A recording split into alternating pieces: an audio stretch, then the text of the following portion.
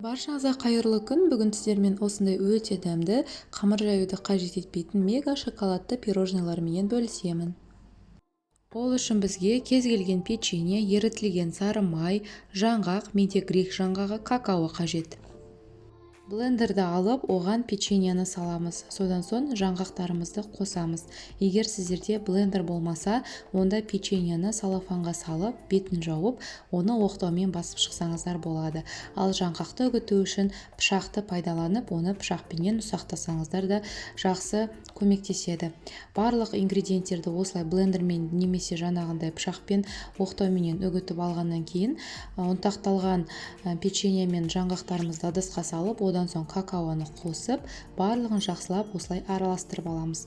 Араласқан массаға ерітілген сары майды құйып, барлығын араластырамыз. Қажетті ингредиенттердің мөлшерінің барлығын видеоның соңында описание бөліміне жазамын. Барлығын араластырып алдық, біздің қамырымыз дайын. Енді бізге осындай силиконды форма қажет болады. Содан соң пирожныйларымыз өзінің формасын жақсы ұстап тұру үшін әрқайсысына осындай қағаздан жасалған формаларды салып шығамыз. Бұндай формаларды кез келген кондитерлік дүкендер мен ыдыс-аяқ сататын дүкендерден табуға болады. Оның әрқайсысына жаңағы дайындап алған қамырымызды 1-1,5 ас қасықтан өлшеп саламыз.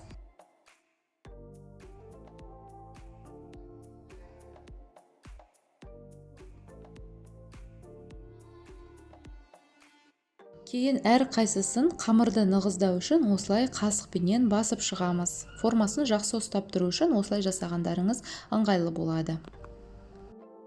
Содан соң осындай ыдысты алып, ол кез келген стакан немесе басқа да ыдыс болуы мүмкін, алып, осылай жаңағы пирожныйларымыздың үстінен басып, ортасын тереңдете отыра форманы дайындап аламыз. Міне бізде осындай формалар дайын болады.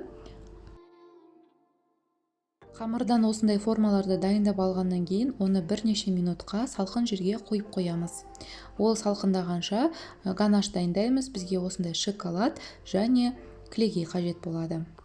Шоколадқа майлылығы 33%-дан жоғары болатын салқын клегейімізді құйып, микроволновкада немесе газда ысытып аламыз. Содан соң ысығаннан кейін барлығын жақсылап шоколад толықтай еру үшін араластырамыз.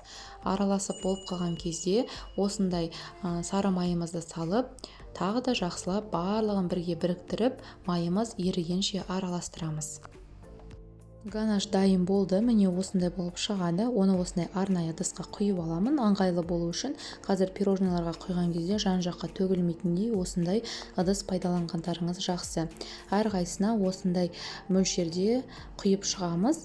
Көз мөлшермен айтатын болсам, шамамен 1 ас қасықтай ганашты әрқайсысына құйып шығамыз. Біздің пирожныйларымыз толықтай дайын. Енді ол толықтай қатып, өзінің формасын жақсы ұстау үшін 1 тәулікке тоңазытқышқа немесе бірнеше сағатқа мұздатқышқа қойып қоюға болады. Менде бұл пирожнылар мұздатқышта шамамен 1,5-2 сағаттай тұрды. Міне пирожныйларымызды шығардық, ол өзінің формасын жақсы ұстап тұр. Енді оны алып, астындағы силиконды формадан босатамыз. Қағаз форма пирожныйдың астында қалады. Қамыр илеуді және оны пісіруді қажет етпейтін өте жеңіл рецепттардың бірі. Отбасы мүшелеріңізбен келген қонақтарыңызды өзінің тартымдылығымен баурап алатын мега шоколадты өте дәмді пирожныйларымызды сіз де жасап дәмін көрсеңіздер екен деймін. Пирожнылар қағаз формадан өте жеңіл алынады. Қазір оны сіздерге кесіп көрсетемін. Шоколадты ганашымыз толықтай қатып, өзінің формасын жақсы ұстап тұр. Жан-жаққа ағып төгіліп жатқан жоқ. Сіздер де дәл осы рецептпен жасасаңыздар, сіздерге рецепт ұнайтынына сенімдімін. Астарыңыз дәмді болсын. Сіздермен бірге болған Гүлім. Видеоны соңына дейін қарап, менімен бірге болғандарыңызға алғыс білдіремін. Видео сіздерге ұнап пайдалы болса, лайк басып, комментарий жазуды және достарыңызбен бөлісуді ұмытпаңыздар.